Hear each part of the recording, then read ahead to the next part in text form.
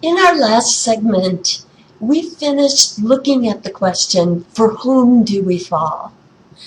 But love also involves a colder, more calculating economic consideration.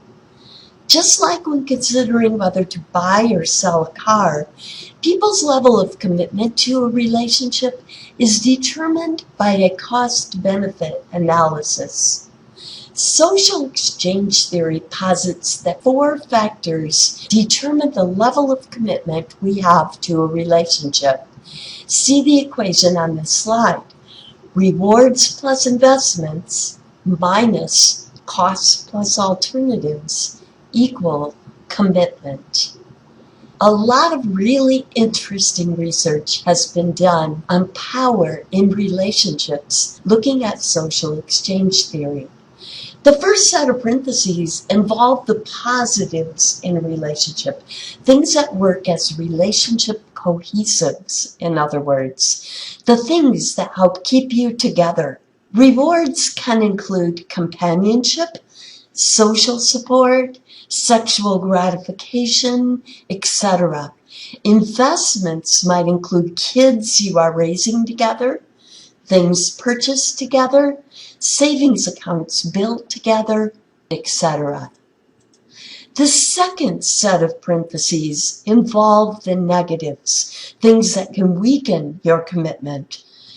Costs include all the work needed to maintain the relationship and sacrifices needed, etc.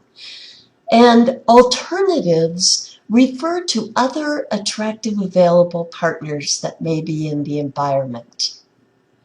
The more the positives outweigh the negatives for a person, the higher that person's commitment tends to be, right? The more the negatives outweigh the positives, the lower the commitment tends to be. We define commitment, of course, as the intention to stay in a relationship. Now, how does this get to power? As you can imagine, the positives and negatives can be very different for each person within a couple. Thus, their commitment levels can at times be very different. Equity theory helps us understand power in relationships. When one person is less committed, read invested, in a relationship than another, they often have the most power because they are least likely to compromise for the other and the most likely to make demands, and the ones with the least power are the least likely to object when this occurs. Interestingly, research has consistently shown that perceived injustice in a relationship, in other words, imbalanced power, is related to lower satisfaction on the part of both partners. So not just the one with the least power, and of course that one's really easy to see, right? That they wouldn't be too happy being walked on all the time. But the one with the most usually isn't thrilled either, having a partner who they see as tending to lie down in front of them often like a doormat. The happiest relationships tend to be the ones in which the partners have equal power. In our next segments, we will explore some other interesting questions. They say that love is a many splendored thing. What major kinds of relationships exist? What about playing hard to get? Unrequited love?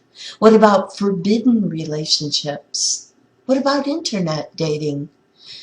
What is your own personal love style? What does that mean? What things help to build a relationship? What helps to bust it? Stay tuned for our following segments of interpersonal attraction and love.